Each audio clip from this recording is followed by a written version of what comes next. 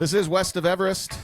I am Lee Benson, joined today by Brady Trantham of Through the Keyhole and others. I'll let him introduce himself here in a moment. First time that it's Brady and I, as Grant is having a big weekend in Iowa. He's busy today on Sunday morning, Sunday afternoon. So thank you to Brady for stepping in. The day after Oklahoma falls to Ole Miss by 8 points at home in a high-scoring affair. Brady, you and I were both there at the game. We took it all in, so it should be an interesting show as you and I have not really had a chance to sit down and really talk about all of our thoughts following Oklahoma's loss to fall to 6-2. So thank you for being here, and hopefully we can figure some things out and solve all of the world's problems today.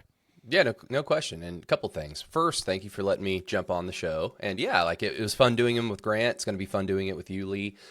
Second of all, thank you for getting me into the game. I still need to find out how much those tickets were so I can Venmo you accordingly. So I appreciate that. Plus, it was an absolutely fun day yesterday. I was telling my wife afterwards that, the game sucks in terms of the result, especially with how it ended. But it was like a fun day. It was raining, but it didn't hinder the funness. And then this is just silly because, we're in our 30s. But going back to Logan's pregame, that was fun. Just sitting, I can tell you really enjoyed that. Yeah, it was just fun. It was just Logan's, I guess it's Logie's now, but when we were there, when we were at OU, it was Logan's. But it was just fun to kind of we're dry. It's not getting rained on. We can wait for the ticket prices to kind of fall down a little bit, have a little fun. So yeah, it ended up being a fun day. And then also, happy birthday, Lee. Wanted to tell you happy birthday to your face over the computer. Well, thank you. Also, how does it feel now to have a birthday tradition of watching Ole Miss beat OU? Oh, that's right. Well, it doesn't feel much different because that's all we've seen in our lives. 0-3 against Ole Miss. 0-3 against the Rebels, but I mean, I guess everything has to be balanced because Auburn hasn't beaten OU, and they're 0-4. So it is what it is. Yeah, so I was telling you before we started recording that this morning I went back and I rewatched the first half. I didn't get to the second half, and obviously a lot of things happened in the second half. So I went back, I refreshed myself, watched some extended highlights of the second half. But it's a game in which before the game earlier in the week on our earlier show, I know that you and I were both feeling pretty positive about Oklahoma's chances in that game, and I know you predicted Oklahoma to win by multiple scores. I thought OU would win, but closer, just because they had so many things going for them after you kind of took a step back and realized, all right, well, Ole Miss's offense is very, very good, but they have not seen a defense this good. It's at home. Oklahoma's offense has been struggling, but Ole Miss's defense can be had. We've seen Georgia go up and down the field on them last week, and Oklahoma's offense has been facing Power 4 teams, a lot of really good Power 4 defenses, Auburn, Michigan, Texas, and now Ole Miss's defense was, and even South Carolina to some extent, and Ole Miss's defense was a step down on paper from those. So you thought, all right, being at home again, it's Venables can dial some things up against Lane, and the Oklahoma defense is so good, and maybe Oklahoma's offense can figure something out against a not as great defense as they've seen. That's why Oklahoma was favored by 5.5 points, and they go into the locker room at halftime trailing by 12, and obviously made a comeback in the second half, but it was just, I don't know, man, a very discouraging day. I said beforehand that if Oklahoma won against Ole Miss, that they beat that Ole Miss team, I think they should make the playoff, because that would signal to me that Oklahoma is a pretty darn good team, because Ole Miss is a really, really good team and has a great offense. And yet Oklahoma does not win the game. And so I think based off of that, I don't anticipate Oklahoma making the playoff this season. And, we got plenty of time to talk about how they're going to fare the final 4 regular season games. But just a very disappointing day on the football field yesterday. Yeah, and like you said, high-scoring game, 34-26, Ole Miss gets it. And if you just look at that from that perspective, and even if you look at the quarter-by-quarter score breakdown, it's that must have been a really fun and entertaining game to go to. And it was, in terms of one team made a lot of plays, a lot of big plays on crucial downs. OU was saved by Xavier Robinson in the second half. If Xavier Robinson doesn't play, which you could infer, like, I mean, you could predict very safely that, yeah, he could have randomly not played as much because that's what Xavier Robinson does, is he doesn't play that much for one reason or the other, and I'm sure we'll get to that later. But had that not been the case, OU gets blown out in this game, and that's not the way that it worked out. But it was just frustrating if you're looking at it from an OU perspective, because OU had opportunity after opportunity after opportunity to seize momentum in this game, to regain momentum in this game. I know they ended up taking the lead in the second half, but until Isaiah Satania was returning the punt, like in the middle of that play, it wasn't until that point that I thought, wait, is OU going to do this? And especially when you remember that Ole Miss in a similar environment just a week ago at Georgia, they play 3 incredible quarters of football against Georgia, and then in the fourth quarter they wilt. And so as Satania is like returning the ball downfield on that punt, I'm thinking, is Ole Miss just not able to do it for 4 quarters, and OU is going to take advantage of that? Like they just bent but didn't break, got some fortune with Xavier Robinson on the big play in the third quarter, and they're going to ride that to a victory. And then Satania fumbles, and it's just like suddenly it was just reminded to me that, oh, this team is led by a guy who, in Brent Venables, led by a guy who claims to be details oriented. And this was a game that details lost them the game. Like, absolutely. Third downs, fourth downs, second and longs. Like Ole Miss was behind the chains consistently in this game, and it did not matter. OU's bread and butter, the pass rush, did not get home. They only sacked Trinidad Chambliss one time. They had 14 tackles for loss. It didn't really... To me, that's surprising because it didn't really translate to how the defense, especially the front seven, played. Cortland Guillory and Eli Bowen played. I thought Cortland Guillory played extremely well, considering that he's a true freshman and Gentry Williams is out, so he's going to start and play a lot. I think he tied for the most snaps per Pro Football Focus in the game. But then the rest of the secondary just got cooked consistently over and over and over again. Brent Venables continues to sub on third down for some reason. It slows the momentum down. It gets people on that side of the ball not ready for the play.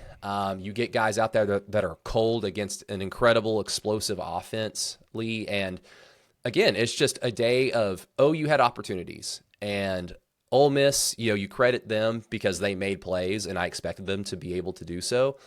But it also just seemed like OU just is not as good as they're just not as good of a team as I thought that they were, that I thought that they were capable of being.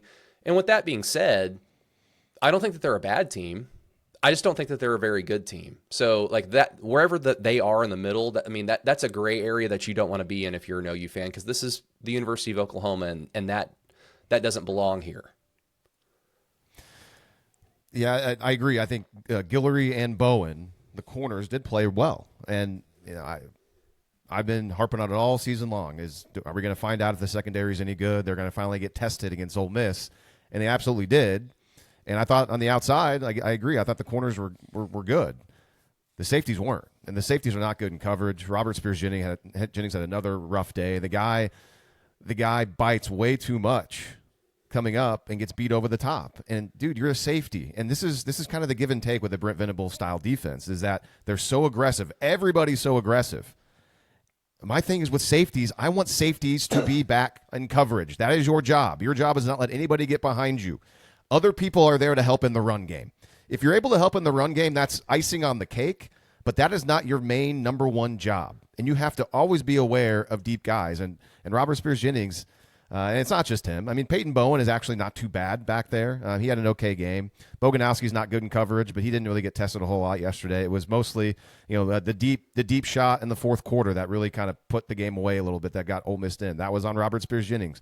There was a play where Robert Spears-Jennings bit in the first half up whenever Simmons came in that Oklahoma got away with, where there was a wide open receiver right behind him for an easy touchdown in the end zone that Simmons overthrew. There was one other one that as I was going back and watching that, I noticed as well, where he's getting caught and he's getting baited into run action, and you're the back safety. So it's tough. It's tough. I mean, it's slippery out there as well. So that's not great. So the corners played well. And then in the middle of the field, the linebackers still, I don't know if they just don't get taught the right way and what they're supposed to do in coverage, but they just don't back up deep enough. over. Like I'm stupid. It just seems like they're 5 yards away from where they're supposed to be. But maybe that's the coverage because again, I don't know. But it always seems like they're just dropping back into a no man's land where you're not doing anything. You've just taken three steps back. Yeah, they're just covering grass, and there's nothing there. And there was a play, the 39-yard gain in the second half, I think in the fourth quarter, that got Ole Miss into across the midfield. That was an explosive play. It just when Oklahoma plays zone coverage, they don't know what the heck they're doing, especially in the middle of the field. It's wide open, and Ole Miss took advantage of it. And Lane knows that. Ole Miss was so good on 3rd and long in the game, and made it easy. Too much space. Ole Miss took advantage of it, and unfortunately, it does seem like yes, this defense is really good, but it has been a product of the schedule. I mean, this is the best offense they've faced, and Ole Miss averaged just short of 5 yards per play, which is pretty darn good, holding an offense that good. But the problem was they had the ball the entire game. And one of the keys to the game for me was Oklahoma winning the time of possession. And Oklahoma's offense could not do that. I think it ended up being like 34-26 Ole Miss, somewhere in there. Great job. And they ran over 80 plays, 85 plays or something like that. That's going to be rough on any defense. And that was a huge part of this game. Ole Miss controlling the football most of the time. Yeah, and I mean, do you want to start with the defense? I mean, because the easy thing is to go into Jamatir, but like the defense is what's going to make OU a good team this year. If they end up going 9-3, which is of course like here's the weird thing. Let me get the positive stuff off the bat because I know there are some listeners that have an opinion of your show and they have the same opinion of me on my show. And I just want to get this out of the way. OU is a team that is capable of winning the rest of their games. Like they are capable. And I think that there's going to be a day where just like last year against Alabama, just like against Texas 2 years ago, OSU in Brent's first year where they scored 28 points in the blink of an eye to start that game off. And they rode that to a 28-16 victory, whatever that was. Every team basically gets a day where everything you do goes right and everything your opponent does is a disaster. And you ride that out to a victory. I think that that's coming. Plus, I think OU can at least win one more game other than that. So that's 8-4. It wouldn't surprise. I would be excited. It would surprise me in that from what I've seen, I wouldn't predict them to win out, but they're capable of winning out. Now that that's out of the way, with the defense, because if they're going to win out, it's going to be because the defense plays like one of the top defenses in the country, like they've been billed to be, and they have proven that. From a game-to-game basis, they've proven that. And then even today or yesterday against Ole Miss, I think you and I are pleasantly surprised with the cornerback play. It's just always going to be the safety play that's going to be the Achilles heel and then some of the linebacker play and coverage. But overall, it's time now to really question like Brent Venables' style of defense. Because, I mean, I asked you during the game, are all these havoc plays from the front seven, these tackles for loss, the attacking the quarterback, is that just propping up OU's defense that is overall, they're not bad. They're not even good. Like, they're better than good. Like, I just don't think that they're an elite defense because elite defenses, Lee, don't get shredded on crucial downs over and over again. Again, Ole Miss is a good offense. So they're going to make plays, but over and over again, and you look at the numbers, 9 of 21 on third down. Then, well, I mean, that's not a particularly good percentage, but they had 21 third downs. And one of the biggest mistakes Lane made, and it's only a mistake because it didn't work, but it actually kind of philosophically works, where they go for it on 4th and short on their own 20 or 25-yard line. Bad snap leads to a loss. And OU starts, I think, on the OU 15, or the Ole Miss 15, and then they end up kicking a field goal on the Ole Miss 25. They went backwards. Lane Kiffin had no confidence in OU's offense, or he just had no belief that they could do anything if disaster strikes on this 4th down and we don't pick it up. That's an absolute concern, but that is aided by the fact that Ole Miss's offense got essentially what it wanted to all day long, and anytime they didn't, it was because Chambliss missed a throw. It was because of the one sack that OU got in the first half, and it led to, I think, on 3rd and long, and Lane just kind of like handed it off up the middle. Let's just go ahead and punt. But that leads me to this, because I guess technically it's a special teams play, but you watched the first half, so you no doubt know what I'm going to get to. But my buddy Vince pointed this out to me. And he says this, I agree with it. It's a sequence that epitomizes the program under Brent Venables. Again, a guy who praises, like, I'm an attention to details guy. Okay. Like, I would believe that based on his resume coming into OU. Like, I would believe that. Ole Miss has a 4th and 29 from their own 20. They're going to punt from inside their 10, which gets you in good field position. But then our Mason Thomas lines up offsides, and it's a re-kick, and it's just 5 yards, whatever. But instead of punting from inside their own 10, they're now punting from their own 35, and they field it at OU gets the ball at their own 13. And then 2 straight penalties later, they get the ball on their own 2-yard line, run a stretch zone, and Torrey Blaylock doesn't even get out of the damn end zone because the center gets blown up, and then the weak side edge just catches up to Torrey anyway. So a lack of complementary football. OU is a defensive team. This overall is supposed to be a team that has an attention to detail that's supposed to be elite. It's not that. And the defense just makes silly mistakes over and over again, or allows silly, simple things to occur against them, like you say with safeties and coverage. And I'm sorry, but elite defenses don't do that. I don't remember Alabama, Georgia, Texas defenses making simple mistakes like that. I remember them making mistakes because these are college kids, but consistently over and over again, Lee, it's hard to watch. You can't be giving up 3rd and longs consistently. That should be the easiest time to get off the field. That should be the most fun for a defense. And I'm going back through my notes in the first half. There's drives where Ole Miss was converting multiple 3rd and 10s over and over again. There was a 3rd and 10 on their 5th possession. This is after the safety, after they're up 12-10. And for some reason, Davon Jordan was in the game. And Guillory was off I believe Eli Bowen was out of the game. And Davon Jordan was in. I was telling you in the stands, like, they're gonna pick on Davon Jordan. In the 3rd and 10, they run a slant against Davon Jordan, 20 yards. Like, that was the only series he was in the entire game. So not to pick on the guy, but it's like Bowen and Guillory were playing well. Why are they off? Why is any of them off the field? So that was one. That was 1 3rd and long. 3 plays later, another 3rd and long, another 3rd and 10. Kip was spying Chambliss. Chambliss ends up scrambling. Kip tries to close, and he gets shook. It's slippery out there. It was wet. Loses his footing. Chambliss gets by him. Scrambles for another 1st down inside it's just, these are the time, and that was happening a lot in the first half. And then some 4th down plays, 4th and shorts. Lane would draw up, call up really easy throws for Chambliss, wide open guys. There was another play in the second that I put down that I noticed that Ole Miss would motion into a tight bunch trips, and the only person out there would Eli Bowen, and wouldn't you know, they would just run a little out route with 2 other players there to block for Bowen, easy pitch and catch 1st down because of all of the space there.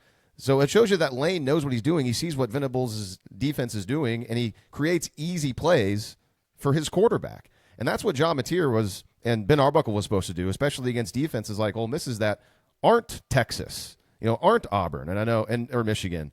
And for whatever reason, the easy throws, the easy open plays are not really there anymore for Oklahoma's offense. But I don't want to switch over to the offense right now. It is frustrating, though. It's frustrating that this defense is really good, but yet you face a really good offense like this. Yeah, Ole Miss had problems here and there, but when Ole Miss needed it for the most part, they got it. Yeah, I mean, look, this was just the case of just like against Texas, where it's really simple. Oh, we're going to the Tennessee game this weekend, and we know exactly how it can go. If OU gets to Aguilar, like their quarterback, if they get to him consistently, OU's probably going to win the game, or they're going to be in control of the game in order to ultimately win it. If they get to the quarterback, they're probably going to win. If they don't, they are holding on for dear life to potentially try to get back into it. And against Texas, it's a rivalry game, but still Texas offense is not good, and they've had 2 miracle overtime victories against powerhouses like Mississippi State and Kentucky 2 weeks in a row since that victory. So it doesn't make that loss any better, even though it is a rivalry game. And then you have Ole Miss, who, what did we hear about this team? Explosive offense, but very gettable defense. And again, talking about the defense, you kind of naturally shift to the offense. Talking about the offense, you kind of naturally shift to the defense. But the whole point of it is just complementary football, and they just don't play complementary football. And the only way that they can play complementary football, Lee, is if the defense does their job first, which is get to the quarterback. If they don't, then the offense is going to have more pressure on it to match a potential scoring drive, which against Texas, easier because their offense sucks. Against Ole Miss, a little bit harder, but OU did get fortunate. And I want to credit John Mateer real quick because the Isaiah Satania touchdown, the 76-yard touchdown, he stood in the pocket, shuffled, and kept his eyes downfield and knew that he could break open. So credit to him. It wasn't just a simple breakdown. So that was a good play. But the likelihood that they can consistently do that over and over again at this point, from what we've seen, they're not going to be able to do that. So again, if OU gets to Trinidad Chambliss in this game, if they played again today and they just happen to get to him 3 or 4 times in the first half for sacks, OU's in a much better position to win the game. And that to me is why I'm is this team, this program, this defense especially, is it just propped up by, you're playing a child in Madden and the child just continuously all-out blitzes. If you played 4 quarters, he would probably get to your quarterback a handful of times, but you're going to win because that's just silly. But the point is they're going to get to the quarterback a handful of times at least because that's all they do. And I think that it's just kind of propping this defense up and making it appear better than it actually is, because now in this part of the schedule, you've already seen Ole Miss. You're going to see, I think, statistically an even better offense in Tennessee. You know what Alabama is capable of. You know what Missouri is capable of, at least in terms of running the football. And LSU, while they're not good, would not shock me if they suddenly just turn it on that day. But you're facing a bunch of had no problem last year against Oklahoma secondary. You're facing a bunch of capable offenses at the very least, and it's just the story's going to be the same. Get to the quarterback, OU's in a good chance or good opportunity to win. Don't, and probably going to lose. And the thing is, smart offensive coaches like Lane Kiffin, and there's going to be even more, Josh Heupel, we saw it last year when Tennessee came to town, they know about that. And just rewatching the first half, and I'm sure it happened in the second half as well, Ole Miss calls plays for Chambliss to get the ball out of his hands fast. Quick passing game. They're not going to allow the Oklahoma front four to get there. And that's part of the thing. And when Oklahoma, when OU plays such soft coverage on the outside, and there's double twins or there's 5 wide, and that the safety's playing deep, and there's all this space that they can just throw quick passes to, Ole Miss is going to take it, and it's not going to allow R. Mason Thomas and Taylor Wine and the rest of those guys to get there. And that's part of the game plan. So Oklahoma's got to adjust to that. And it seems like Venables, maybe he does here and there, but over 4 quarters, it doesn't really work when you're getting against these good offenses. You got to shrink the space. You got to play a little bit tighter. And that's where it comes in that the back end just is not very good. Whether it's the linebackers or the safeties, they're just not very good on the back end. And another thing that it needs to be brought up, we're 8 games into the season. All the havoc, all this stuff, and talking to Grant, and he likes the SP Plus and Bill Connolly and all that stuff about how all this crazy havoc and the lack of takeaways are just a crazy anomaly. This is what Oklahoma's defense is at this point, Brady. That's a huge sample size. 8 games, they forced 3 turnovers, 4 technically because they had an interception on a fake punt, I guess. So that's kind of what they are. They had 21 takeaways last year. I went back and looked. Only 4 this year, and one of them was on a fake punt. That's a problem, man. I have no idea how this is happening, but the whole, it's a fluke. I don't know. We're 8 games in, and the only 2 against Kent State. They haven't had a significant takeaway against any of these good teams they played. That is wild. And they play in a manner defensively where the only turnovers that they're realistically hoping to cause is if they hit the quarterback and cause a fumble, which, they have a great they lead the nation in sacks. So, you can bank on that. It hasn't happened yet, but you can at least realistically say, yeah, go get a strip sack or something like that. They've done that for a touchdown against Kent State, like you mentioned. But they're not, while Cortland Guillory and Eli Bowen played well yesterday, they played well because, in my opinion, they weren't really ever in positions to face guard on fade routes or go routes. Ole Miss shredded the middle of the field, which is where the safeties screwed up, and then the linebackers in deeper coverage. But Cortland and Eli were able to kind of keep the quarterback's eyes in front of them plus the receiver, and then just attack the ball. And they made a handful of good plays, and that's good on them. At the same time, though, this secondary is rarely in a position to make a play on the ball because when it is kind of like a go route, and if they happen to be in good position, they're not going to turn their head and try to make a play on the ball. So, like you've mentioned a handful of times on your show, it seems like when OU is asked to play zone, they don't know what they're doing. So that's when you can kind of gobble up a lot of potential interceptions because you're banking on the quarterback to make a precise throw. And if everybody's in their right spot and you're baiting the quarterback into making a throw into a tight window, then you should have capable athletes to go off and jump on the route and take the ball away. And that's not happening. So why aren't turnovers happening? You know, OU fans saying that. I mean, look, they're playing a style where they're not even giving themselves much of a chance to even cause any.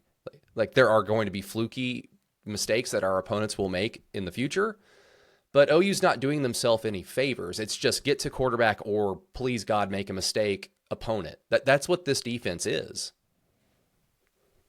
I'm looking back at the number, you know, they had 21 forced last year, 12 fumble recoveries, which was the most in all of college football was 15. So they're almost like they're top 10 in total fumble recoveries. Interceptions still, I mean, 9, that's not bad. I mean, well, actually, I look at it, that's near the bottom of college football as far as teams forcing takeaways.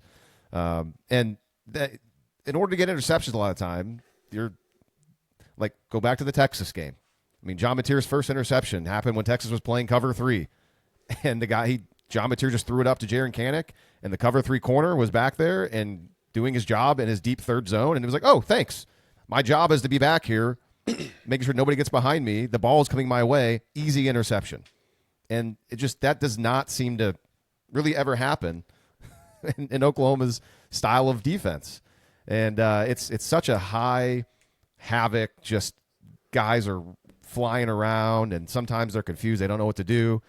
And it creates a lot of negative plays. But, yeah, like kind of we hit on earlier, it's like, they had Ole Miss in 3rd and long and 3rd down a decent amount, 21 third downs, but yet Oklahoma still gives up, I guess, 32 points because 2 of those points are on the offense, and just couldn't get off the field enough. And once again, is a problem, just like it was against Texas. And time of possession, again, I go back to that. The offense has got to pick up the slack more. They got to hold the ball longer to help out Oklahoma's defense. Yeah. I mean, one more thing, I guess, on the defense, and it's a silly thought, but you have a better understanding of like defensive schemes and zone coverages than I do. But given what we know about Brent Venables, and I think I asked you this during the game, but given what we know about his personality, and especially with the way that he tries to run a defense where it's just constant attack mode, you know, whether it's at OU or Clemson, that's the name of the game. Do you think that there's like a part of his personality in terms of defensive schematics that he thinks that running zone coverages is soft? You know, you hear this in basketball a lot, like in the NBA. It's like I don't know. If you run zone, you're weak. Like man up. You know, that kind of.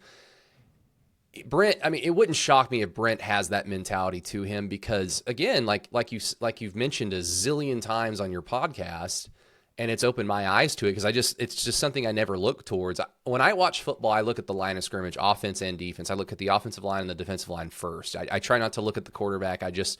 Immediately if the offensive line is backing up and they're not just kind of engaging in pass blocking, it's like, oh, that play's going to die unless someone makes a play.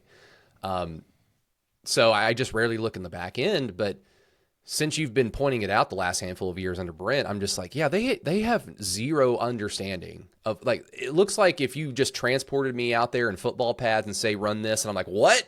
And then people are just like crossing in front of me and I would just be standing there with cement shoes on. Like, that's what it looks like. Well, the thing is no, I wouldn't think he thinks it's soft. I mean, they do play zone coverage. I mean, it's part of the schematics. It's just what he likes to do. I mean, they'll do half field stuff. You know, it's not as and that's fine. Like he asks his defensive players to be smart and know all these things. And you know, I'm not as in tune with all the different ways and when to play. You know, hey, on this side of the field, maybe you're playing, you know, single high, or you got quarters on this side. You're playing a third on the. To me, like I know that's a thing that happens, and Nick Saban has done that a lot. To me, though, it sounds really confusing, and it's not surprising if defensive backs can mess it up, especially when there's motion involved. And we've seen that motion definitely messes up Oklahoma and get your checks, because the whole point of whenever you're preparing, and just going back to whenever I was playing as well, and just this is the way it is like you build in certain checks on certain motions. So if they come out in double twins and they're going to motion and create trips, if that's part, like maybe you're in cover 2. If they create trips, then you check to cover 3. Or if they're in trips and they motion across and it's more of an even formation, then maybe you check to cover 2. And some of these checks are like on one half of the ball, they're getting the check, but the other half's not getting it, and there's just confusion back there. But again, Brent Venables' defense is very complicated. I don't think, and so is Jim Knowles' defense. You hear about how Jim Knowles' defense is super complicated. Well, that's not going very well at Penn State right now, but not really the point. Some of these coaches have complicated defenses that need really smart players to run. I don't think Pete Kwiatkowski's defense is very complicated. I don't think we don't watch much Big 12 anymore, but Haycock's defense at Iowa State is not very complicated. I don't know about Ohio State. I'm not sure if their defense is super complicated or not. It's very, very good. But these are great defenses, and so it's frustrating to me that Oklahoma can create so much havoc and do all these great things, and but the back end can let them down so much. And because it should be. I've said it a million times on this show, man. When there's that much pressure on the quarterback, when you're in the back end, it should be that much easier to cover. When there's not much time to throw. And against Ole Miss, there was time to throw. There was time, but then again, a lot of it was coming out quick passing game in the middle of the field. So I got to be honest. It's frustrating. Yesterday, it felt like late stage Mike Stoops defense, where OU would get, and the Texas game, like right before he got fired, is the perfect example. Remember Lil Jordan Humphrey for Texas? And I think OU got Texas, whether it was for some tackles for loss or some penalties, they got Texas into a third and it was either a 3rd and 19 or a 3rd and 29. It was some third and impossible. I think it was 18 or 19. Okay. Well, whatever it was, whether it be 19 or 29, whatever it was, they just ran a simple crosser to Lil Jordan Humphrey, who then got wrapped up by Buki Radley-Hiles, your favorite. And then he just spun around forward downfield for the next 8, 9, 10 yards, and they got all but 1 yard on that third down. And it allowed them to just say, hell, go for it. You've got Sam Ehlinger, just run forward. And they did, and they got the first down.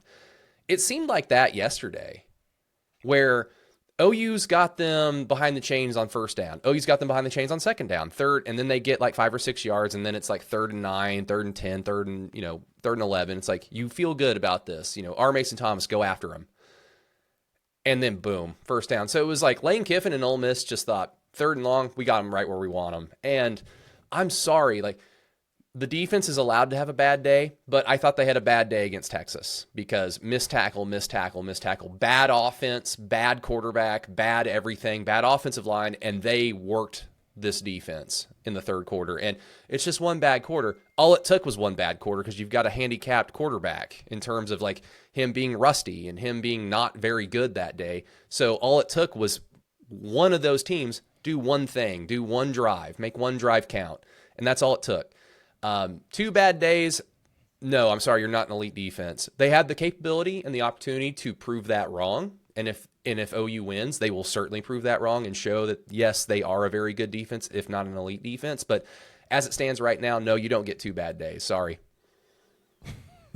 And think about this, if you want, Ole Miss, bad stuff happened to their offense in certain situations that aided OU that could have made the game even worse for the Sooners. For example, Ole Miss's third possession in the first half. They were near midfield on 3rd and 4, and that was the play where there was a bad low snap and Chambliss fell down and slipped. And so on 3rd and 4, they couldn't even get the play off correctly because of the elements, and that led to a punt. Who knows? The way Ole Miss's offense was moving it and in the first few drives of the game, that was a break for OU. Later, obviously, whenever Ole Miss decided to go for it deep in their own territory, that was a bad snap, and the play didn't even happen. So who knows, if the snap gets there on those 2 plays, Ole Miss might have converted. It could have been even worse for OU. So the Sooners were getting breaks, and still could not really take much advantage of it. Obviously, Ole Miss got a break when Satania fumbled in the fourth quarter, which ended up being very, very big. But that's just kind of interesting how some good things happened for OU, and yet it still ended up not mattering at all. You want to switch over to the offense? Oh, yeah. I mean, this was going to be the story of the game because, again, I expected Ole Miss to make plays, but I expected OU's defense to be up to the challenge and make their own fair share of plays. And it was going to be incumbent upon the offense to ensure that whenever the defense did make a play, that you make Ole Miss count for it or pay for it, because Ole Miss's defense, before we get to actually how they performed, very gettable defense. They lost a lot of NFL talent last year, and they are not they're just the inverse of Michigan, I guess, in some ways, where Michigan has not a very good offense, but their defense is very good. It's just kind of that same type of challenge, but flipped. And as we get into how they performed, Ole Miss looked like the faster team when OU's offense is on the field, save for like a player or two. And that's with OU having, a 65-yard touchdown run and a 76-yard touchdown catch. And Ole Miss looked like they were the faster team. They looked like they knew where they were going. They dictated the style of play. And John Mateer, this offensive line where you're starting 2 true freshmen at your tackles, Ryan Foje gets the start because Derek Simmons is injured again. Eddie Pierre-Louis has to play. But this offensive line just consistently got worked. They got pushed backwards. Michael Fasusi had, I think, his worst day as a Sooner. And look, he's a true freshman. I don't expect him to be amazing every single game. That's what happens when you're in a situation where you have to play an 18-year-old. Is you're signing up for performances like that, especially in the SEC. The offensive line is going to get worked. You're not going to be able to do much. I thought Ben Arbuckle had a lot of. This is the first time that I've really thought, what the hell was that?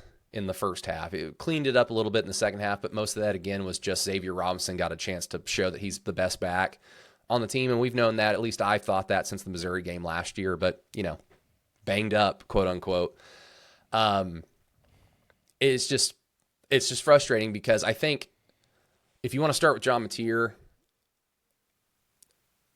I was wrong about him. I knew he was a mistake-prone quarterback. I watched all the same games you watched this offseason when he was at Washington State. I had a lot of the same conclusions that you and Grant did. But I think he has a special ability about him where he can kind of rise to the occasion. And even against Texas, he has that long run to get OU down inside the red zone, and it gets called back for a hold. But that type of play is what I mean, where everything before has been garbage, but I'm going to make a play and just forget about that. And if there's no hold, I mean, maybe he doesn't even make the run in the first place, so let's just pretend that he does. I think that hold, even though it was on the same side, he would have outran that guy. Yeah, I thought he had the angle too. It was on the inside part of the line of scrimmage, so he would have had the angle, and it didn't matter. So yeah. Anyways, keep going. But all that to say that if OU gets down into the red zone, let's just be very optimistic and say that John Mateer leads a touchdown drive on that drive. Everything that would have happened before would have been garbage. Just doesn't matter because now John Mateer has flipped the switch. That's what I thought John Mateer was. And yesterday, against a very gettable defense, he looked like someone who was way out of his depth. He looked like somebody, stereotypically, this is a dude from Washington State who was a no-star recruit out of Little Elm, Texas. That's what he looked like. He just looked like someone who was miscast as savior for the program. I don't think he's a bad quarterback. I don't think he's garbage. I don't think he's average, but I think it's a mistake to cast him as someone who is going to be able to save you. If your offense is dependent upon John Mateer save us, he might save you a game or two, but to say he's not Baker Mayfield is an understatement. Nobody really is, because Baker Mayfield's one of the greatest players in college football history. But that's the standard at a place like OU is if you're going to be QB1 at OU, this isn't just QB1 at other schools, you're QB1 at OU. So you need to rise above, and you need to make plays, and you need to be that leader. And he's a leader, and the guys play for him, but he just looked way out of his depth. He looked like a true freshman half the time yesterday. I've kind of been wrestling with this, especially yesterday and after the game, and I wish he would never gotten hurt, because you still wonder, it's like, is he still feeling the effects of the injury? And if he was fully healthy and never happened and he was playing this way, it's like, all right, he's just really, he's not seeing it. His feel's not there. And really, I think what we're seeing is potentially a situation where the question marks going into the regular season, we all asked about the offseason. Yeah, Mateer looked really great playing a Mountain West schedule. Can he do it against the SEC schedule and this schedule? And I think we're starting to slowly realize, like, it's a lot harder. And I know that Grant mentioned how that was kind of like a lazy question and stuff, but it really wasn't. It was a legitimate question, and it is harder. And the whole point, though, not point, but a big part of it is that Ben Arbuckle's supposed to help him. And what Ole Miss's defense does really well, I suppose, they never allow these free yard opportunities that a lot of teams kind of do, and that Arbuckle and Mateer can kind of take advantage of. The corners and the defensive backs are always consistently at the very deepest 5 yards off the ball. Like, they're not allowing these open. There's tons of space here. Like, for example, on the flip side, there's situations where Ole Miss would have twins receivers to the field side, and it would just be Eli Bowen and either Boganowski or Robert Spears-Jennings, like 10, 11 yards off the ball.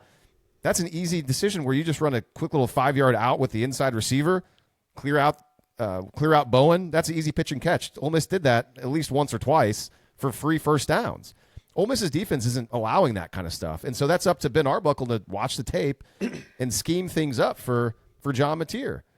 And it's not there. I mean, one of the big plays of the game, I thought this was in the second half, but it was in the first half, on 4th down and 2 from near midfield where Oklahoma called timeout and went for it. That was a schemed up play that Ben Arbuckle after the game said that, hey, yeah, we repped that play in practice. This is the play where Mateer ended up getting sacked, and the play was dead before it even started. They called timeout. They shift all these players to the boundary, and Arbuckle's like, hey, we watched film. We liked that play, against their defense, and never stood a chance. So I don't know if was Caden Helms supposed to chip on that play? That's my question. They don't block. Just a free rusher right in John Mateer's face. The defensive end where he exactly. And so is that part of the play? Because nobody touched him. It didn't seem like anybody thought they were supposed to block him. Either that's a huge miss, or that play is just garbage. Because Arbuckle said, yeah, it's a good high-low concept on a short yardage play, and I agree. But the problem is, even if that defensive end was blocked well, nobody was open. Ole Miss sniffed it out. And so if that was one of your, like, oh man, we like this play call against this defense, and that went that poorly, that's not a good look for Ben Arbuckle, man. He's working through it. He's working through it right now, and so both him and Mateer, they got to figure something out. And man, like, these defenses are not as good as some of the guys that the UNC faced, and yet Ole Miss's defense definitely had a lot of success, save for like 2 plays, maybe 3 plays in that game. Yeah. No, I mean, I think there's 2 ways to look at it. And when you're a fan of a team like OU, like a program like OU, I mean, I know you don't care that much about this. It's the way I kind of look at it is there's the short term that we all care about in the moment. How are you going to win today? How are you going to win next week?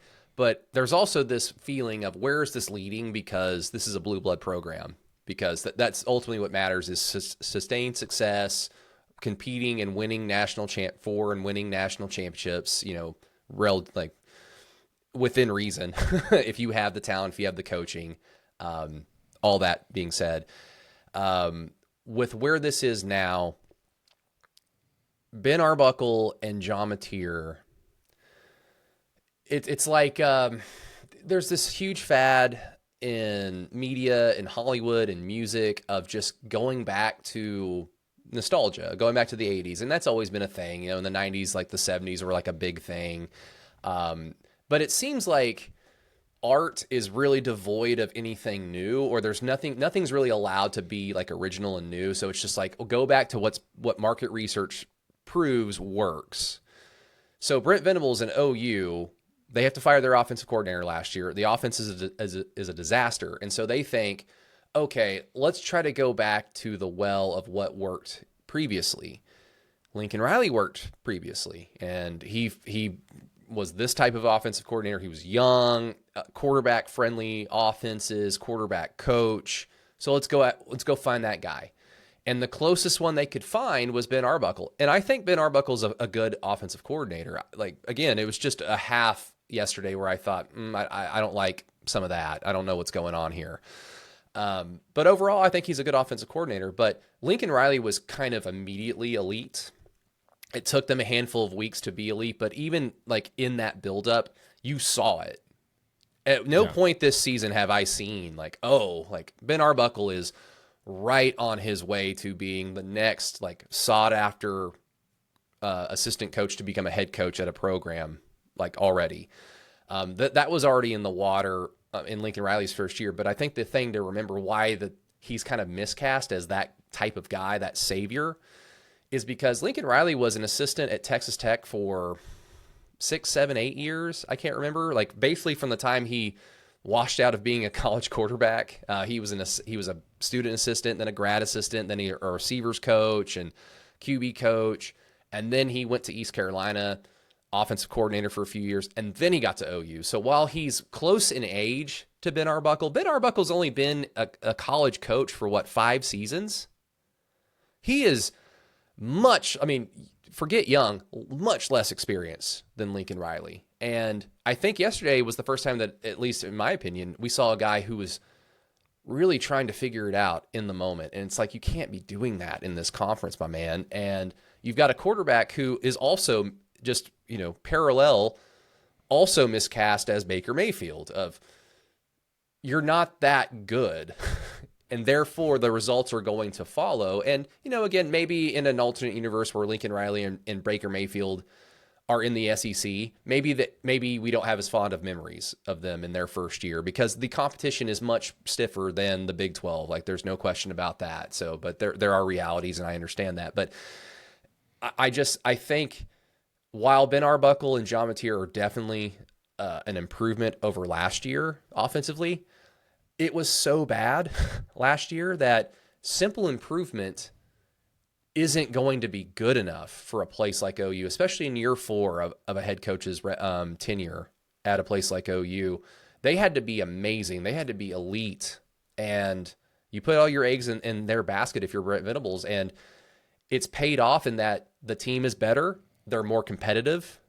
They have chances to win games, but they're miscast in that they're not going to be able to do it on a game-to-game basis against quality competition because they're playing like guys who played at Washington State and played against San Jose State and Boise State. They're playing like that, unfortunately. Yeah, it's right now Oklahoma's offense. You look at the SEC. I know Grant likes the SP Plus stuff a lot more.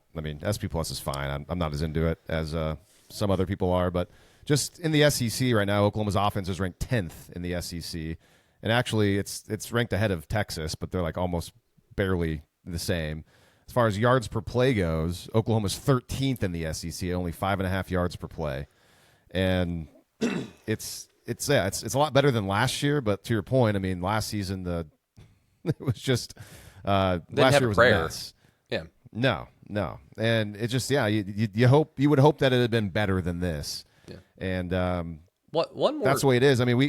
Go ahead. I was going to say one more quick thing on Mateer. Like the other reality here is, I expected him to be better in this game because this was the original target date for his return from that surgery. But he comes back, much quicker against Texas. Is bad, but he's bad for reasons that all make sense. He's rusty. He hasn't practiced that much, and his timing's off, and his eyes aren't where they need to be, which remember that for, 2 minutes from now. His eyes aren't where they need to be. And so I thought going into South Carolina, okay, well, you're going to have a week of practice. I'm going to expect you to be better.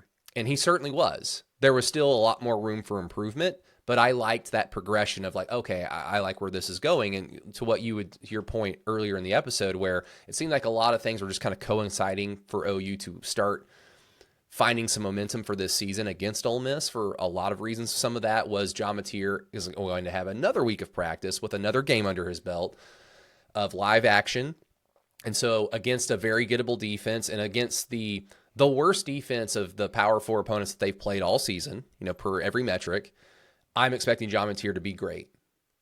He was anything but that. And so that really shakes my confidence of him being great game to game for the next 4 games. Again, that doesn't mean that he can't be great next week, but if he is, I'm going to be like, that's fun. That's awesome. And especially, I'm glad that we were there, but I'm not going to expect him to be great against Alabama because it just seems like it's too much of, for the YouTube viewers, too much of a roller coaster up and down with him.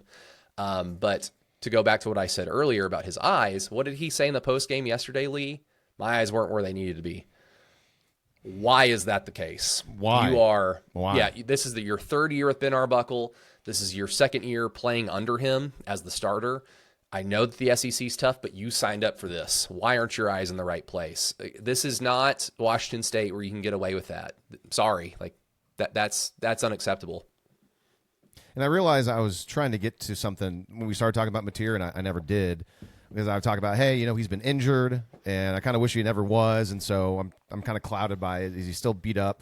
He continues to say, and after the game last night, he said that his hand it feels fine, like it's nothing.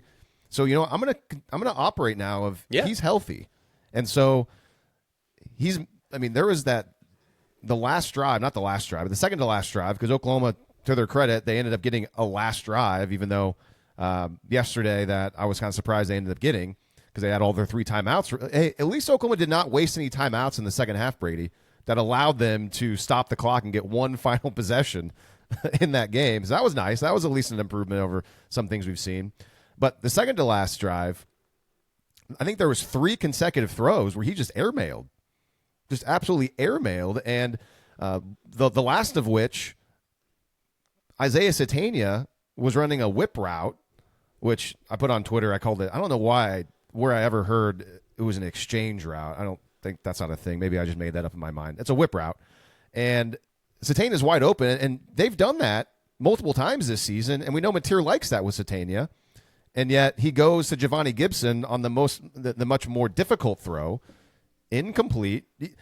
To me, that shows a lack of, dude, like, you got to keep the chains moving here, man. Like, you're a veteran quarterback, and you take a shot there. Why? Take the easy throw, keep it going. I don't love that, man. And so they had a chance to potentially go down and score and get a 2-point conversion too. After all that was going on, they still had a chance, and yet Mateer was the kind of the reason there at the end where they weren't able to do it. And that's, to your point, he's supposed to be the guy that makes all these throws and makes all these plays, and he let them down there on that drive, which was disappointing to see. Yeah, and again, I don't want to just be negative because John Mateer is not bad, but he's not to the level of program savior that I'm not saying people said he was going to be that, but a lot of people hoped that he was. And a lot of questions that I had in the offseason on my show and through the Keyhole, and you and Grant talked about it as well, was, that's a possibility because of here X, Y, and Z reasons why John Mateer and Ben Arbuckle could really make it work in the SEC. And at that point about that you mentioned earlier that Grant said that it was low-hanging fruit of it's not going to work because this isn't the Mountain West. I mean, that's low-hanging fruit in terms of you just think about it logically, because those same people were saying in the offseason, Jackson Arnold at Auburn's going to work. Really? Yeah, I thought he was going to work. Did you watch Jackson Arnold last year? And not you, but those people, the national or the SEC folks, are you just saying that because you want it to work? And I mean, whatever.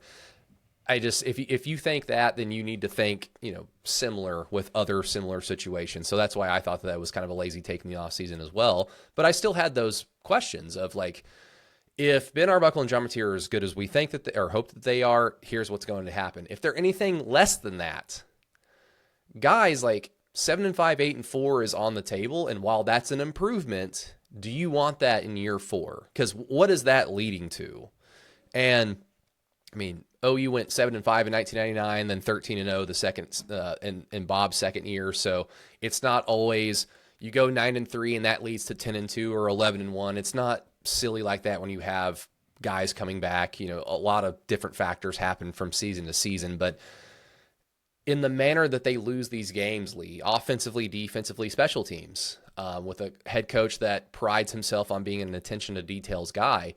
That's why, going 7-5 or 8-4 technically is an improvement. And with this schedule, it's like there's respect, there's some honor that you retain in that you probably beat a few good teams. And this is not a disastrous loss. I mean, OU had chances. It's an quote unquote honorable loss to a good team. Nothing like they experienced last year, but 7-5, 8-4 potentially with this team in year 4 of Brent Venables, where you lose games in similar manner over and over again. It's like, where is this going? And that's why 9-3 potentially getting to the playoff would at least would have signaled to me, and again, they're still capable of doing this, but it would have signaled to me that, okay, a major step forward has taken place, and Ben Arbuckle is that good, and John Mateer is that good, and it's counterbalanced like Brent's flaws as a head coach, and so maybe you can work with something here. But anything less than that, it would have just been like, we just keep hitting our head against the wall over and over again with this staff, with this team, and it's just frustrating. Yeah, so I guess we could talk about similar what we just kind of hit on here at the end. But before we do that, I do want to acknowledge, because Xavier Robinson had a good game, and we can say some positive things about him. His touchdown run was great.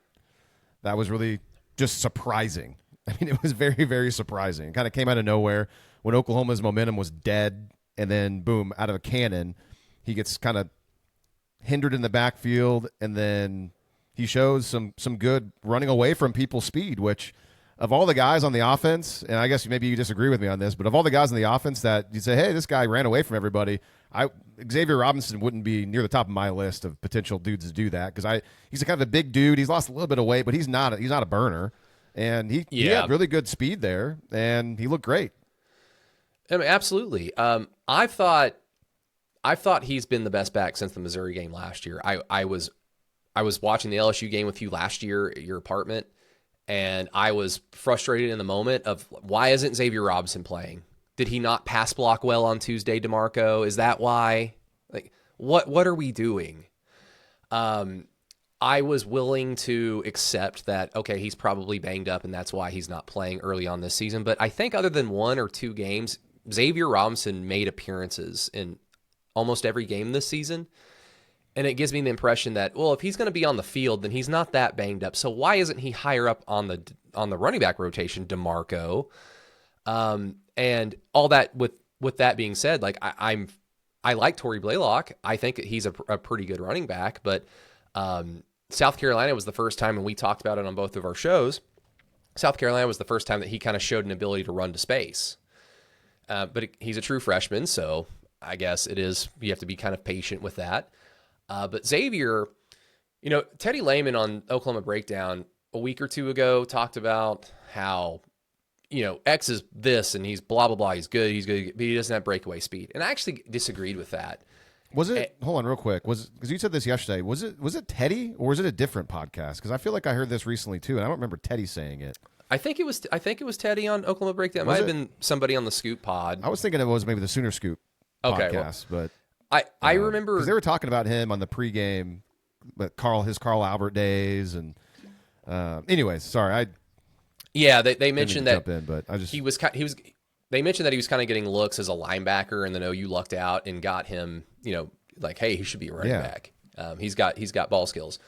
So wherever it was, I kind of disagreed, because yes, he's not a 4-3 guy. He's not like a burner.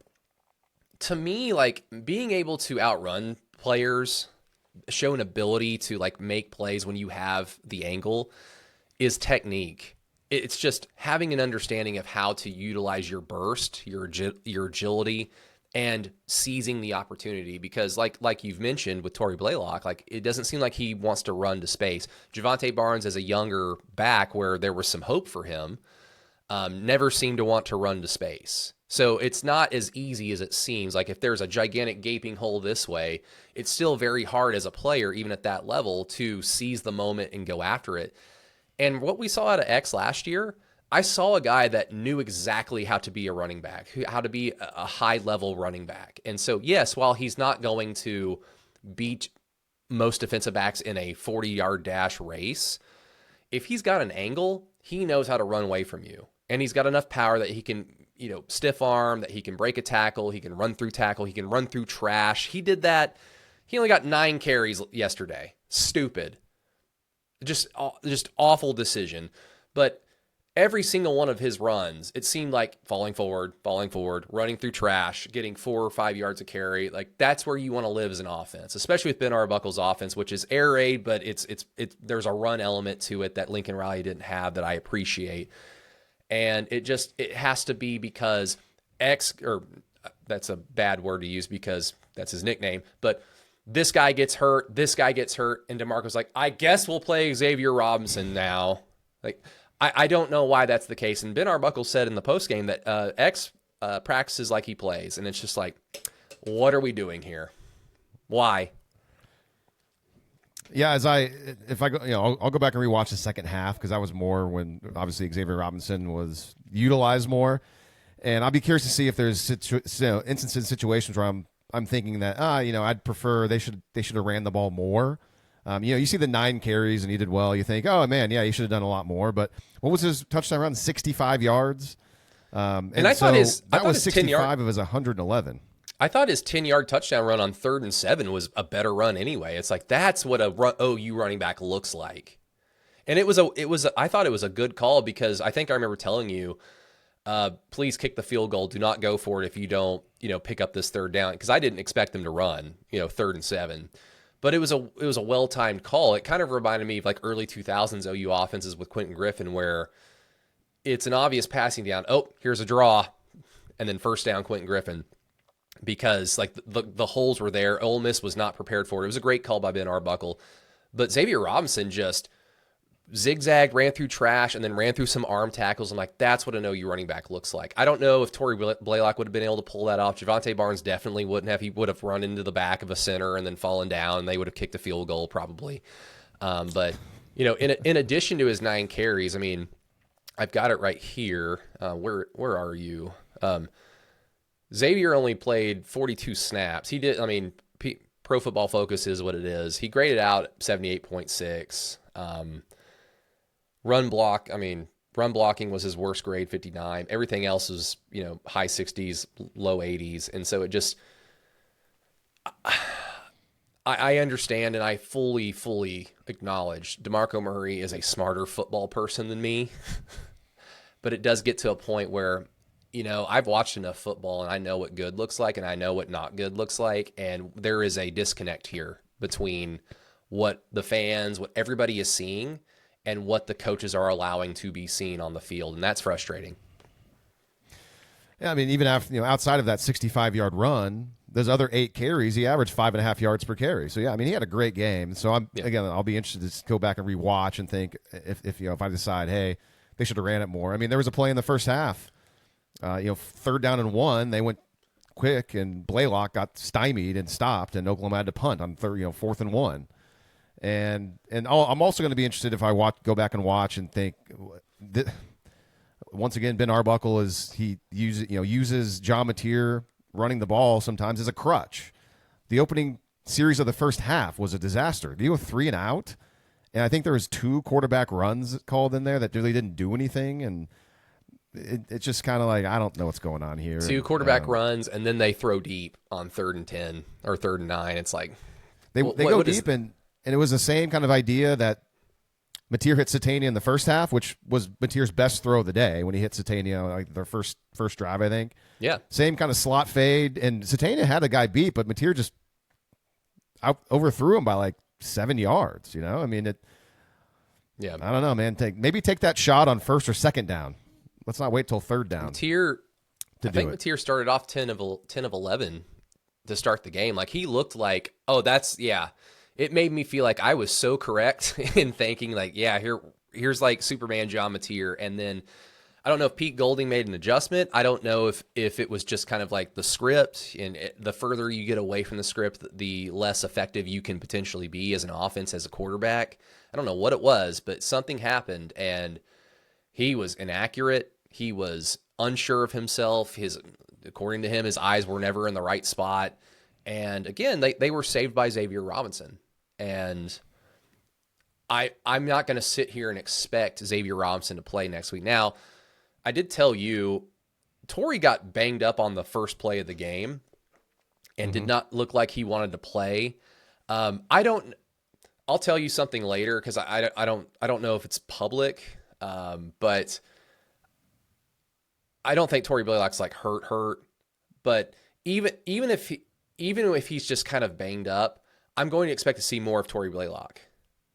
I'm not going to expect, after what we saw with Xavier Robinson, like, that's a great game, so logically he should play more. No, this is this offensive staff under Brent Venables. This is DeMarco Murray. I'm not going to expect that we see Xavier Robinson until we see him play against Tennessee a lot. So, and that sucks because he's a fun player to watch. He's a good player. He helps this offense. He helps this offense immensely, and I can't week to week assume that he'll play, and that really angers me. See, I'm not as. I mean, I've had plenty of thoughts on DeMarco Murray. I'm not where you are on that. I think he's. I mean, the last two games, both guys have played a lot, so I expect Xavier Robinson to play a lot next week too. But again, we've got to wait for one guy to decide that I'm going to redshirt and transfer. We got to wait for other guys to just be injured, and it's just Xavier Robinson by default, and that's silly. Oh yeah, well, I mean, it's that whole. I'm not defending OU's running backs coach. That's I'm far from that, but it would be shocking. I shouldn't be surprised by anything at this point. I do want to go back and the safety. That's just inexcusable.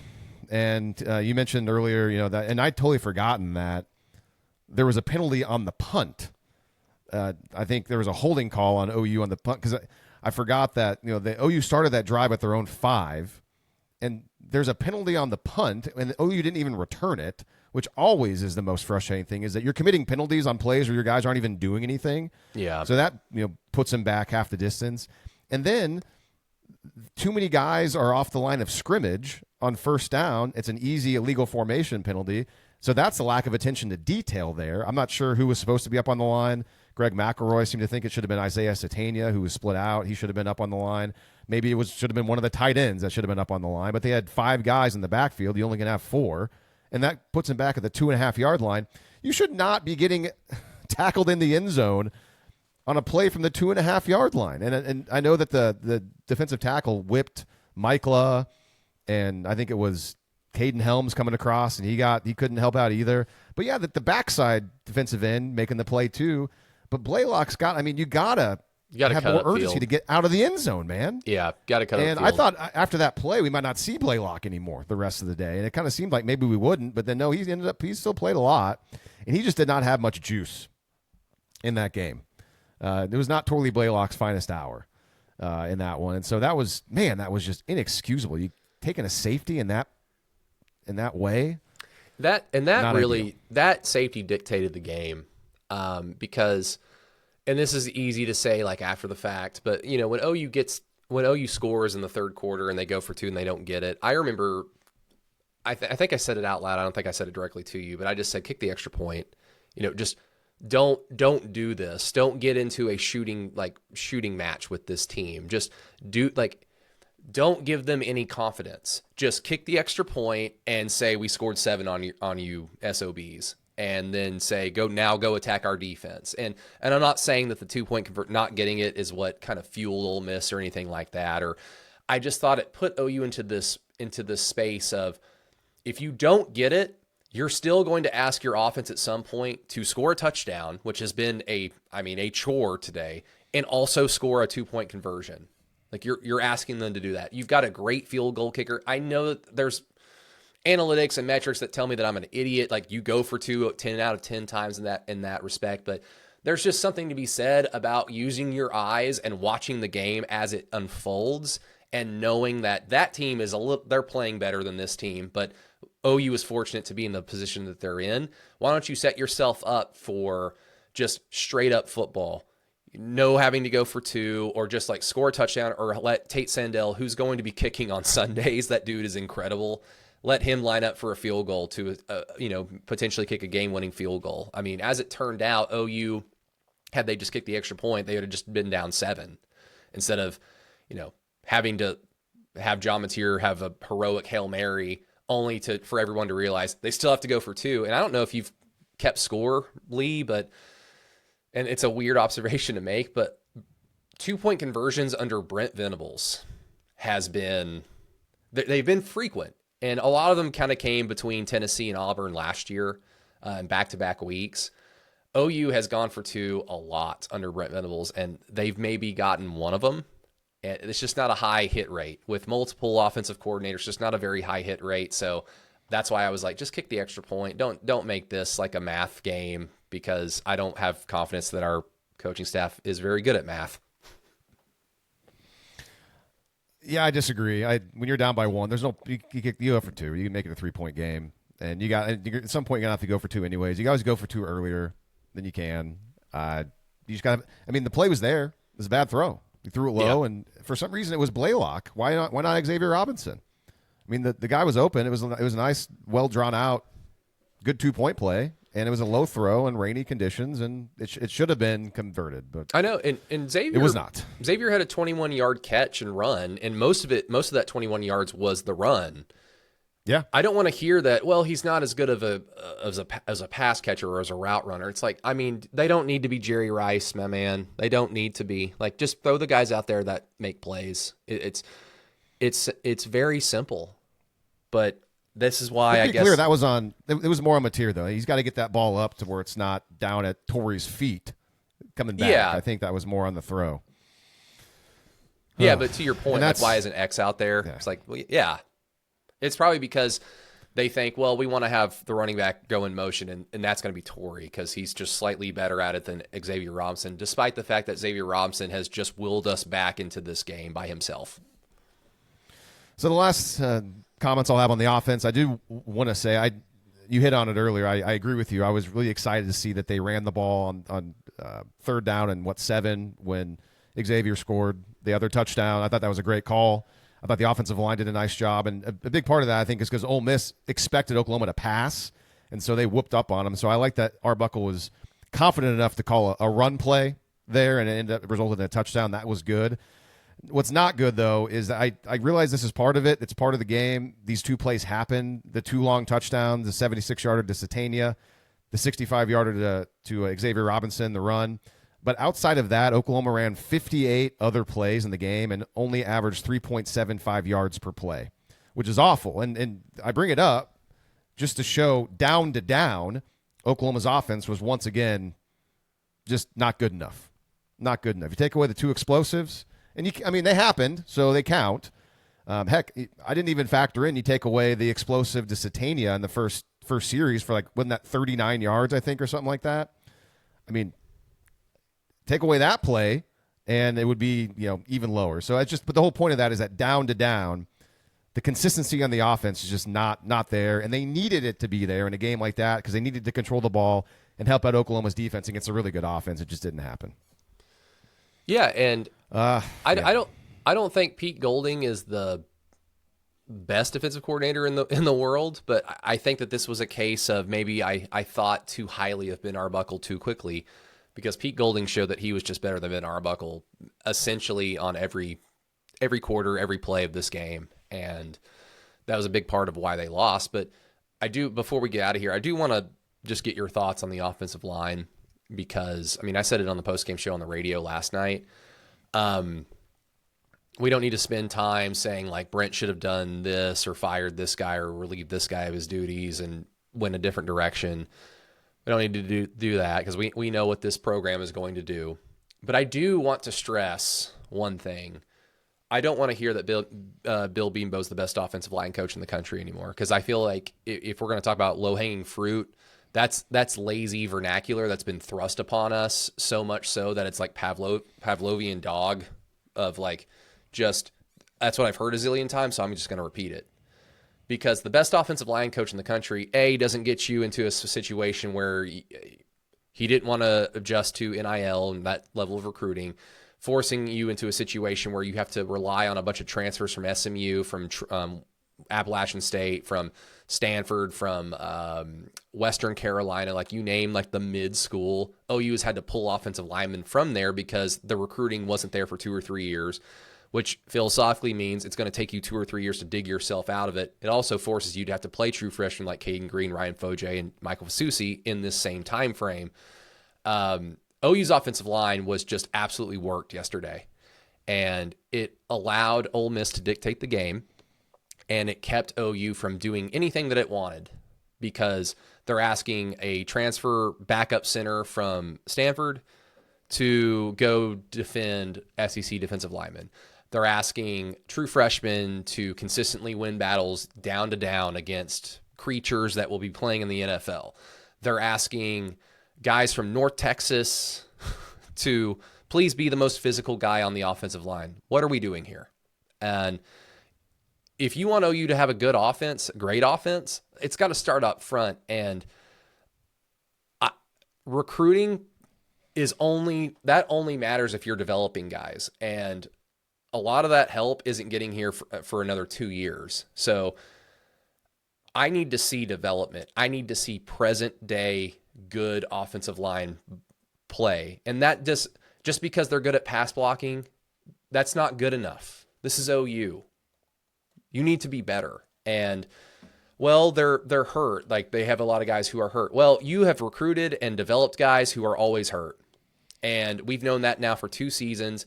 So if that's going to be the case, then you need to recruit over them, encourage them to transfer and say, go with God, but it's not going to work out here for one reason or the other. Because if that's what you are, then so be it. It's not going to be a crutch, but I expected the offensive line to be in a better place by this point this season, Lee. They've been better than they were last year, but nowhere near good enough for what this offense is asking it to do because a lot of these plays are blown up before they even have a chance to develop. Yeah, I don't have strong thoughts on the offensive line. I think a lot of it's mostly scheme. And like the offensive line was terrific under Lincoln Riley and Jeff Lebby. I think a lot of that is because Lincoln Riley and Jeff Lebby are pretty good offensive minds. And I think the offensive line probably is not nearly as bad as people say it is. I don't think it's getting whipped as much as you're saying it is. A couple plays do stand out. I just think, look at Ole Miss's offensive line. Ole Miss's offensive line, I don't know, is it supposed to be really good? Is it not? It doesn't matter. The play calls allow the ball to get out really fast. They're not blocking very often. Yeah. That's not happening as much for Oklahoma. I think Oklahoma can run the ball. They showed it the last 2 weeks, actually. They can run the ball. I think it's a lot of scheme. It's scheme and putting players in the right spots. So I'm not going to defend Bill Bedenbaugh. I don't really care anymore. To me, it's just not – I don't have strong thoughts on it because I think still a lot of it is scheme, and coaches need to recognize what they can and can't do. And a lot of the time, we talked about that 4th down play that got blown up. Somebody was totally unblocked. That's scheme. That was a tight end that didn't pick somebody. That's not the offensive line. So was that a mistake by the tight end? Was that a mistake on the play design? I don't know. So I think most of it always comes down to that. And that's why when it comes to the offensive line, I don't get really that beat up about it because I do think Oklahoma has recruited some good players and they have gotten some good guys in the transfer portal. And it's possible to move the ball and do good things with this offensive line and with this offense. Just the offensive coordinator and the quarterback got to be on the same page and they got to play on time. And so that's my biggest takeaway on that. Well, I'm glad you brought up the scheme because, that's a part of it too. It really looks like there's a disconnect between what each position coach is wanting to do compared to like the grand scheme of things on offense according to what Ben Arbuckle wants to do. And that's where you kind of go back to like the banging your head against the wall of like, why didn't Brent allow Ben Arbuckle to build his own staff? This isn't the same case as like Bob Stoops in the past where he brings in Lincoln Riley or, a coordinator here and there. It's like Bob, while I have my criticisms of him, was a proven winning head coach of a proven winning program. And so it was easy for him and he had the wherewithal and the evidence to essentially just go handpick people and they would like, yes, I want to be a part of that.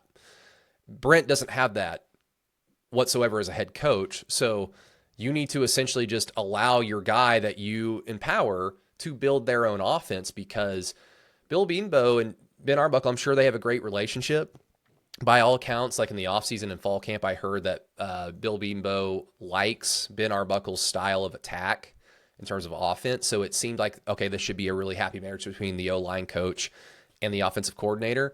But at the same time, it doesn't seem like it's been that, because it seems like, because you just brought up Ole Miss, yeah, their offensive line, like play for play, are they amazing? I mean, probably not. They're not awful, but they're probably not like the best offensive line in the country. But they know exactly what they want to do. Like everybody on that offense knew exactly what they wanted to do. And I'm just frankly tired of seeing like a Frankenstein coaching staff of, we don't want to hurt this guy's feelings, or this was my fault as a head coach, so I'm not going to let this guy go. So I'm going to have this OC from over here work with this tight ends coach and that running backs coach and this offensive line coach who are already here, and we're going to win with the power of friendship.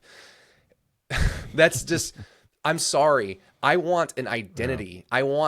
I want to, if you're going to die, you're going to go down like swinging with your best punch. And time again, I just see like, these guys are doing something over here that doesn't really mesh well with this over there. People are lining up incorrectly. Like, why are we doing that? It's just, I don't know. But overall, yeah, I'm not an offensive line guru, but I can kind of see bad when I see it. And I just, because of that, I'm just like, I'm tired of hearing that so-and-so is the best at what, like in at their job, because I've just not seen it for a long time now. Man, I had one other thing. I thought I did. No, maybe not. Tate Sandell is awesome. Yeah, best player on the team, I think, at this point. Really enjoyed Tate Sandell. All right, so we'll wrap it up this way. I'm looking at the West of Evers Facebook page. A lot of just comments, some 3-word reviews on my Twitter as well. It seems like a lot of people are kind of where you and I are, like they're not happy with what they saw. I'm not going to read any of them now, but maybe Grant and I will get to it on the midweek show.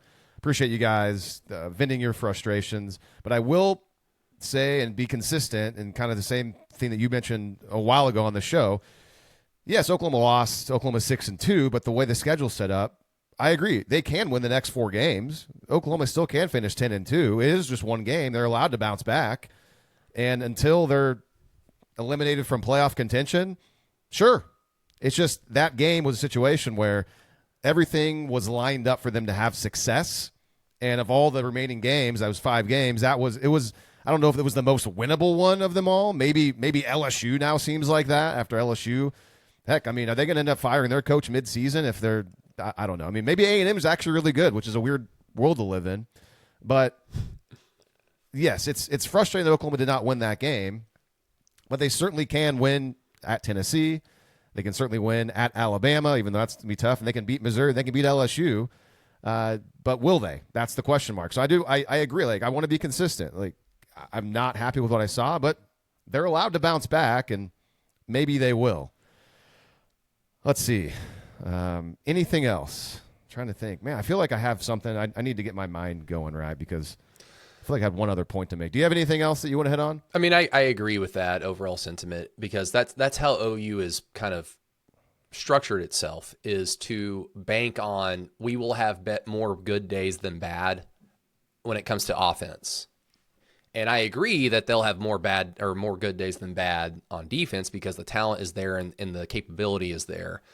But because of all that, yeah, it's hard to see this team lose all their lose the rest of their games just as easily as it is hard to see them winning all their final 4 games. So where are they going to fall realistically in the middle? Are they going to split it 2-2? Are they going to go 3-1? You know, like it just really depends on if John Mateer is good that day and the pass rush gets to the quarterback. And they're both capable of having those good days on the same day. But if that's what you are, then against good teams on the road in hostile environments, like, man, that's a dangerous world to live in. Kobe McKenzie also did get hurt, by the way. So. Yeah, that's not good. Looked like a concussion, because he hit his head and waved off, and then Owen Heineke played the rest of the game. But sorry, you were cutting in. Yeah, no, that's not great. what I was going to say is that, yeah, as much as they still can finish 10-2 mathematically, and they can win all these games, 6-6 on the table as well, man. And that is a I don't know. Obviously, we don't want to see that, but it's certainly possible. And again, I think why that game was so important, one of the reasons why, all the stuff we've discussed, plus being at home, Oklahoma's got, the next 2 games on the road, Tennessee and Alabama. And I just did this quick, just as you were talking, I just went back and looked at the first 3 seasons and of where OU has been on the road. And prior to this year, and I guess, have they played, I guess, South Carolina. So South Carolina, they played, obviously they got that win on the road. So they do have a one road conference win, but I believe this is correct. I just did some quick math here. Brent Venables, in his career so far at Oklahoma, on the road in conference, so this is obviously Big 12 and SEC, 5-8. Not a good road team in conference. And so the next 2 games on the road, that's what, I mean, they needed to win at home against Ole Miss, because as much as they can definitely beat Tennessee and they could beat Alabama, this team has not fared well under Brent Venables on the road in conference. And last year, 1-3. But hey, the one game they won last year on the road, Brady, you were at. So maybe you are, and you're scheduled. We're scheduled to be at the Tennessee game. So potentially, maybe you are the good luck charm. I hope so. It'd be great.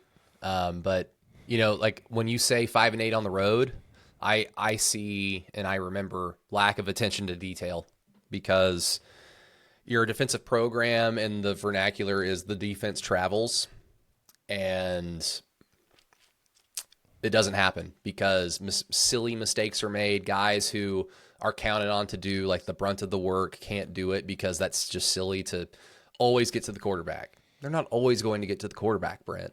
So, like, do you have a plan B? Oh, there is no plan B. You're just hoping for your opponent to make a mistake, and that's not a good place to be. And it's just weird because how you think the next 4 games are going to go depends entirely on your overall thoughts of Brent Venables as a head coach. If you think the world of him and think that he's the guy, then 3-1, 4-0, that's on the table.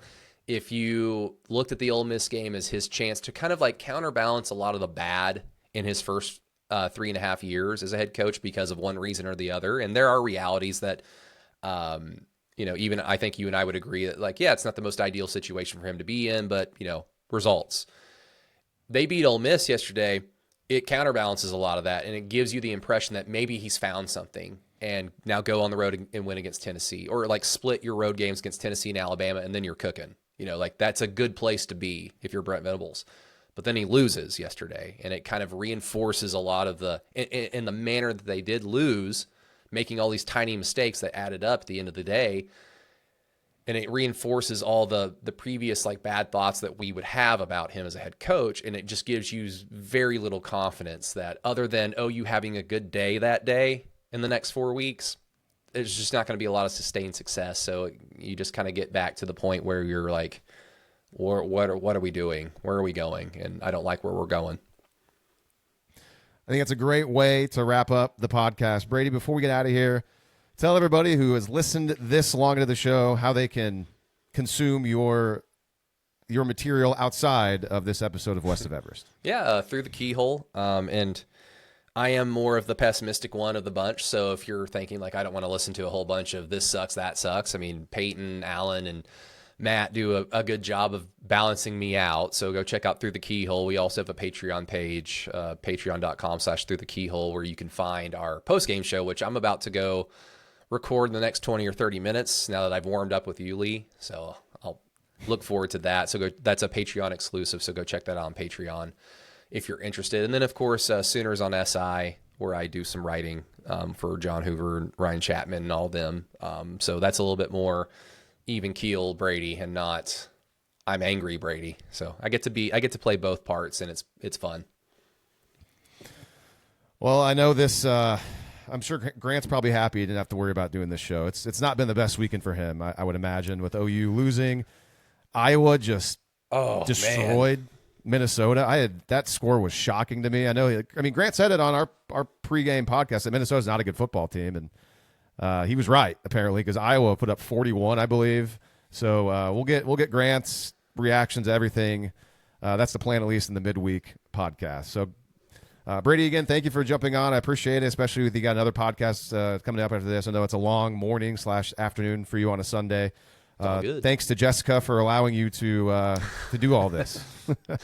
She's enjoying it. Her birthday's tomorrow, so she's enjoying kind of like the peace and quiet that you get with your birthday. So yeah, everyone's excited. So you're doing all this stuff for you, and then you can make it all good for her the rest of the day, and I'm sure tomorrow. I'll try. I won't talk. Well, thanks again. I won't talk to her about football. I'll try. All right. Well, thanks again to Brady for the show, for coming on to the show. I appreciate it. And we'll be back middle of the week with Grant. That's the plan, to talk about his thoughts on the OU Ole Miss game and then looking ahead to OU and Tennessee. So until then, for Brady Trantham, I am Lee Benson. This is West of Everest. If you enjoyed this episode, make sure you subscribe to the show. And if you want to help us spread the word, please leave us a 5-star review. And also, tell all of your friends who are OU fans about West of Everest. You can listen to this podcast on iTunes, Spotify, Stitcher, and SoundCloud.